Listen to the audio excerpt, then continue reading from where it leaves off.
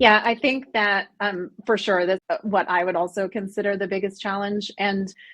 for me, I think it's really important just to define, like as a team or as an organization, what time to value is, because without that definition or that understanding of how your client is going to reach that first value and knowing what it is,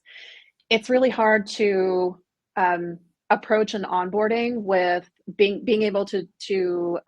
get to that point. So first of all, defining it, and second of all, knowing that with a lot of our platforms, there are a lot of features that you can cover in an onboarding,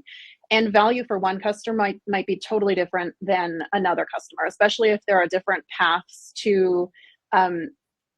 having that customer get to their desired outcomes in the software. So I think defining it first and then approaching the onboarding that way, and knowing that they might not be interested in certain features. There might be one feature that's really sticking out to them, and that's where that customer is going to find value. And then focusing on that in the onboarding and helping them reach that desired outcome first. And then starting to consider other aspects of expansion, or maybe introducing other features based on things that they hadn't thought about, how they could use the software differently, or incorporate other processes based on the software features into what they're doing in their day to day.